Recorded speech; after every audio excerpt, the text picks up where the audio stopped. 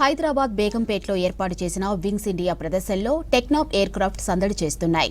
Italy నుంచి 3 air crafts తీసుకువచ్చారు టెక్నాప్ ప్రతినిధులు. ఒక్కోదాని ఖరీదు 5 కోట్ల రూపాయలు ఉంటుందని తెలిపారు. ఈ హెలికాప్టర్లో 4 ప్రయాణించవచ్చన్నారు. పైలట్స్ ట్రైనింగ్ కోసం వాడుకోవచ్చన్నారు. ఇదే అంశానికి సంబంధించిన మరింత సమాచారం నరేంద్ర అందిస్తారు. వింగ్స్ ఇండియా సమ్మిట్లో పెద్ద పెద్ద ఎయిర్ బస్ కావచ్చు, బోయింగ్ విమానాలతో పాటు వివిధ కంట్రీస్కి సంబంధించిన చిన్న చిన్న ఫ్లైట్స్ అంటే ఇది ప్రైవేట్ జెట్ అని చెప్పొచ్చు. దీన్ని కొంతమంది విఐపీలు పర్సనల్ జెట్స్ కోసం వాడచ్చు. దాంతోపాటు ఎవరైతే పైలట్ అవ్వాలనుకుంటున్నారో వాళ్ళకు కూడా ఫస్ట్ ట్రైనింగ్ సెషన్లో కూడా దీన్ని యూజ్ చేస్తామని చెప్తున్నారు. దీని ద్వారా ట్రైనింగ్ ఇస్తున్నట్లు లేకపోతే ఇక్కడ ఆర్కా ఏవియేషన్ ప్రకటిస్తుంది. దీంతో అసలు ఇది ఏ కంట్రీ నుంచి తీసుకొచ్చారు, ఇది ఎలా ఉంటుంది, ఎన్ని అవర్స్ ఫ్లై చేస్తుంది ఒకసారి అడిగి తెలుసుకుందాం. ఈ ఫ్లైట్ స్పెషాలిటీ ఏంది, ఇది ఎక్కడి నుంచి ఇంపోర్ట్ చేసుకున్నాం? సార్ నమస్తే సార్. ఫస్ట్ V6కి సార్ నా పేరు గోవింద్ సంతోష్ అనేసి, నేను ఇక్కడ మెయింటెనెన్స్ మేనేజర్గా పనిచేస్తున్నాను. ఇది యాక్చువల్లీ మేము ఈ ఎయిర్క్రాఫ్ట్ ఆర్కా గ్లోబల్ ఏవియేషన్ తెప్పించాము. బేసికలీ ఎయిర్క్రాఫ్ట్ వచ్చేసి ఫ్లయింగ్ ట్రైనింగ్ ఆర్గనైజేషన్ పర్పస్ మాత్రమే సార్ ఇది. అండ్ ఇది వచ్చేసి ఇటాలీ నుంచి వచ్చింది సార్ ఈ ఎయిర్క్రాఫ్ట్. ఫిట్టెడ్ విత్ ఇది వచ్చేసి మన కాంపోజిట్ బాడీ ఎయిర్క్రాఫ్ట్ అంటాము. బేసికలీ ఫస్ట్ ఈ ఎయిర్క్రాఫ్ట్ పేరు వచ్చేసి టెక్నమ్ P2010 TDI అంటాం సార్ దీన్ని, ఈ ఎయిర్క్రాఫ్ట్ని. అండ్ ఇంజిన్ దీనికి ఫిట్ చేసింది వచ్చి continental engine sir. Engine manufacture వచ్చి జర్మనీలో వచ్చింది ఇది. అండ్ ఎయిర్క్రాఫ్ట్ వచ్చేసి మన ఇటాలీ నుంచి తెప్పించాం సార్ ఇది. అంటే టెక్నికల్గా ఇది ఎలా వర్క్ చేస్తుంది, ఒకసారి గ్యాస్ ఫిల్ చేస్తే ఎన్ని అవర్స్ ఇది ఫ్లై చేయొచ్చు సార్? ఇది జెట్ A1 అంటాం సార్ మనము. ఈ ఎయిర్క్రాఫ్ట్ వచ్చి మనం ఫిల్ చేసేసి జెట్ A1 ఫ్యూయల్ ఇది. సో మనము ఎండ్యూరెన్స్ వచ్చి 6 to 7 hours ఎండ్యూరెన్స్ ఉంటుంది సార్ ఇది. So coming to the cockpit, ఇది వచ్చి వేరియబుల్ పిచ్ ప్రొపెల్లర్ అంటాం మనం ఇది. సో మీరు మామూలుగా చూసింటారు కన్వెన్షనల్ కాక్పిట్ అనేది చూసింటారు సార్. సో కన్వెన్షనల్ అంటే మనకు గ్లాస్ ఇట్లా జస్ట్ కన్వెన్షనల్ అంటాం సార్. ఇది వచ్చేసి గ్లాస్ కాక్పిట్ అంటాం సార్. ఇది PFD, ఇది MFD. సో మొత్తం ఇదంతా touch screen. It is not a touch screen sir. అంటే ఒకప్పుడు మీరు పాతకాలం చూసినారు, ఒక ఇన్స్ట్రుమెంట్స్ అన్ని ఉంటాయి, clusters of instrument. So now all the instruments comes into one monitor. So దీన్ని PFD అంటాము, ఒకటి MFD అంటాం సార్. సో ఇట్ PFDకి MFDకి డిఫరెన్స్ ఏంటి? PFD అంటే sir primary function display and multi function display. మనకు ప్రైమరీ పారామీటర్స్ ఏమేమి కావాలనో అది మన PFDలో ఉంటాయి సార్. మల్టీ అనేది వెదర్ మనకు సంబంధించినవి అన్ని డీటెయిల్స్ అని దీంట్లోకి వస్తాయి సార్.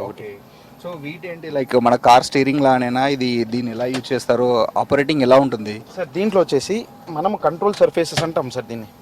దీన్ని కంట్రోల్ స్టిక్ అంటాం, or you can called as a joystick. So first మనం ఎట్లా అంటే సార్ సేమ్ లైక్ స్టీరింగ్ లాగానే. So what happens once you pull the aircraft, మనం టేక్ ఆఫ్ కావాలంటే టేక్ ఆఫ్ కావాలంటే we have to pull the stick like this. Same like stick sir. ఇది take off position. So if they want to take off you have to pull the stick, ఇలా stick చేయాలి sir. Then మనము ఇక్కడ మన bank అయితే మీరు టీవీలో చూస్తుంటారు బ్యాంకింగ్, దాన్ని బ్యాంకింగ్ అంటాం సార్ మనము. So you can do like this. So మన కంట్రోల్ సర్ఫేసెస్ అనేవి ఉంటాయి సార్. విమానానికి మనం కంట్రోల్ సర్ఫేస్ ఫిట్ చేసి ఉంటాము, దాని ద్వారా విమానం మనం కూడా లెఫ్ట్ ఆర్ రైట్ బ్యాంకింగ్ అవుతుంది. So that can be done by this control surface stick like this.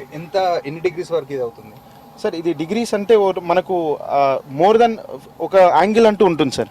ఆ యాంగిల్ పైన మనకు అబోవ్ పోతే మనకు స్టాల్ అనేది క్రియేట్ అవుతుంది సార్. అంటే ఎయిర్ క్రాఫ్ట్ దానికంటే ఎక్కువ పోకూడదు. సో దానికి మనం మ్యానుఫ్యాక్చర్ ఇచ్చింటాడు, ఇంత డిగ్రీస్ అనేది ఉంటుంది అనేసి. సో అది సార్. సో పెద్ద పెద్ద బోయింగ్ విమానాలు లేకపోతే ఇటు ఎయిర్ బస్కి సంబంధించిన విమానాలు కొన్ని అవర్స్, కొన్ని వేల కిలోమీటర్లు ఒకసారి ఫ్లై చేస్తాయి, ఒకసారి గ్యాస్ ఫిల్ చేస్తాయి. సో ఇది ఒక్కసారి గ్యాస్ ఫిల్ చేస్తే ఎన్ని కిలోమీటర్లు ఫ్లై చేస్తుంది, లేదంటే ఎంత హైట్లో వెళ్తుంది దానికి? సార్ ఇది గ్యాస్ అంటే మనం ఫస్ట్ ఆఫ్ ఆల్ అది ఫ్యూయల్ అంటాం సార్. గ్యాస్ అనే కన్నా we'll talk about the fuel sir. ఇది మనకు ఫ్యూయల్ ఫిల్ చేసే జెట్ A1 ఫ్యూయల్ అంటాం దీన్ని.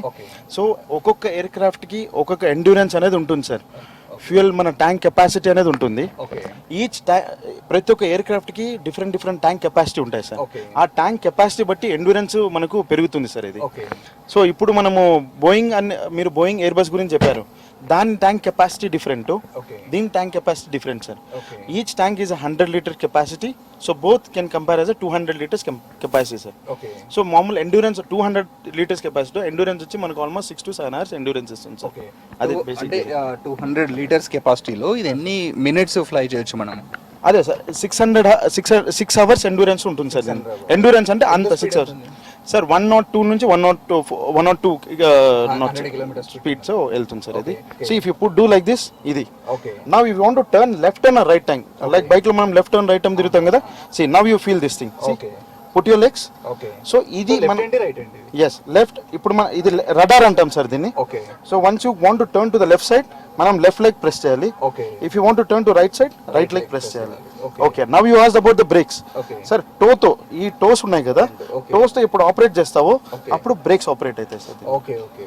సో ఇది హెయిర్లో గాలిలో ఉంటుంది కాబట్టి దీనికి ఏమైనా టెక్నికల్ ఇష్యూస్ వచ్చినా, మీరు అన్నట్టు ఏదైనా ఫెయిల్ అయినా, ఇన్ కేస్ మధ్యలోనే ఫ్యూయల్ మనం చూసుకోకపోయినా ఇలాంటి ఎట్లా అది? సార్ దానికి ఫస్ట్ థింగ్ అంటారు, కరెక్ట్ సార్. దీనికి ఫస్ట్ థింగ్ ఏమంటే ఎమర్జెన్సీ ల్యాండింగ్, ఫోర్స్ ల్యాండింగ్ అవన్నీ ఉంటాయి సార్.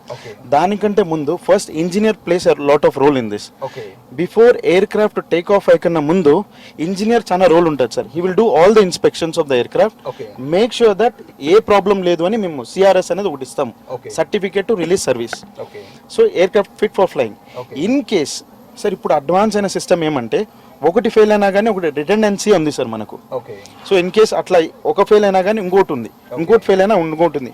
డీజీసీఏ పర్మిషన్ అవన్నీ కావాలా? ఎట్లా కంపల్సరీగా మనకి డీజీసీ పర్మిషన్ అన్నీ కావాలి సార్ దీనికి. Then only we can utilise for the services, personal service. Okay.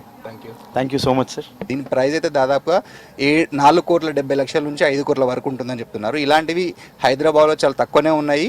కొన్ని ఏవియేషన్ స్కూళ్ళల్లో ఉంటే కొంతమంది వీవీఐపీల దగ్గర కూడా ఇలాంటివి అందుబాటులో ఉన్నాయని చెప్తున్నారు. కెమెరామెన్ సంజయ్తో నరేందర్, V6 న్యూస్, హైదరాబాద్.